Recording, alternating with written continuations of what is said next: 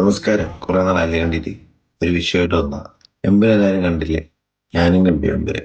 First day first show 6 മണിക്ക് എനിക്ക് ഇഷ്ടപ്പെട്ടു. നമ്മളെ സിനിമയായിട്ട് കണ്ടു കഴിഞ്ഞാൽ ഒരു പ്രശ്നം എമ്പുരാനില്ല. പിന്നെ ചില സ്ഥലത്ത് ചില സംഭവങ്ങളൊക്കെ ഉണ്ട്. അപ്പം അതിൽ നിന്നും ഞാൻ കിടക്കുന്നില്ല. ഇതില് എല്ലാവരും സിനിമ ഇറങ്ങുന്നതിന് മുമ്പ് വരെയും ഭയങ്കര ആകാംക്ഷയുടെ കാത്തിരുന്ന ആരെന്ന് വെച്ച് കഴിഞ്ഞാൽ എല്ലാവർക്കും ആക്രാന്തത്തോടെ ഇതിലെന്താണ് ആ വില്ലൻ അവർ തന്നെ റിവീൽ ചെയ്തായിരുന്നു. റിക്യൂ, നമ്മുടെ ഫാസ്റ്റ് ആൻഡ് ഫ്യൂരിയസ് അങ്ങനെയുള്ള കുറച്ച് പടങ്ങളിലൊക്കെ അഭിനയിച്ചിട്ടുള്ള ഒരു മനുഷ്യനാണ്. എനിക്ക് അതല്ലടേ, പുള്ളി ഈ സിനിമയിലെ ക്യാരക്ടർ എന്ന് പറഞ്ഞാൽ ചൈനയിലാണ് കാണിക്കുന്നത്. ചൈനയിലുള്ള ഒരു ക്യാരക്ടറാണ് ലാസ്റ്റാണ് കാണിക്കുന്നത്.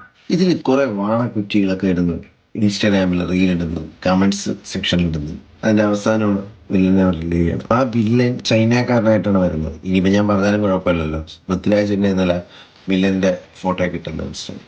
എനിക്കറിയാമത്തെ സംശയം ഇപ്പോഴും ഇതാണ്, ഈ ക്യാരക്ടർ എന്താണെന്നുള്ളത് നമുക്ക് അടുത്ത L3 എമ്പുരാൻ 3 കാണാൻ പറ്റും.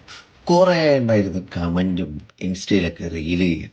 അത് നമ്മുടെ വല്ല ഫഹദ് ഫാസിലും പിന്നെ നമ്മുടെ അമീർ ഖാനോ അതുമല്ലെങ്കിൽ നമ്മുടെ വേറെ ഏതൊക്കെ നടന്മാരെയൊക്കെ പേരൊക്കെ പറഞ്ഞിരുന്നു. ഈയിടെ ചൈനയിൽ നടക്കണ കഥയില് അമീർ ഖാനെയും ഫഹദ് ഫാസിലിനെയും കൊണ്ടുവന്നിട്ട് എന്തിനുണ്ടാക്കാനാ? പൃഥ്വിരാജ് മണ്ടന്. അതാണ് റിക്യൂലിനെ പോലുള്ള ഒരു നടനെ അതിൽ കൊണ്ടുവന്നിട്ടത്. എന്തെങ്കിലും ഒന്ന് ഇരുന്ന് വിളിച്ച് പറയാ. നീയൊക്കെ സിനിമ കാണാതിരിക്കണേണ് നല്ലതെന്നാണ് എനിക്ക് തോന്നുന്നത്. സിനിമ കണ്ടിട്ട് അതില് ഒരു ചൈന ക്യാരക്ടറിനെ അവർ കാണിച്ചു തന്നു കഴിഞ്ഞാൽ അവിടെ കൊണ്ടുവന്ന് അമീർ ഖാനെ ഇടണം. ഇനി അല്ല അതിന്റെ അപ്പുറത്ത് ഇനി നടന്മാരെ കൊണ്ടുവരണം. അവിടെ ചൈനയിലുള്ള സംഭവത്തിൽ അമീർ ഖാനെ കൊണ്ടിട്ട് കാര്യമുണ്ട്. എന്തായാലും എമ്പുരാൻ കണ്ട് എനിക്ക് ഇഷ്ടപ്പെട്ടു. ഉള്ളത് പറയാമല്ലോ. കട്ട മോഹൻലാൽ ആരാധകനായിരുന്നു. മോഹൻലാൽ ആരാധകൻ ഇപ്പം അല്ല എങ്കിലും, പക്ഷെ പാടം എനിക്ക് ഇഷ്ടപ്പെട്ടു. ഓക്കെ.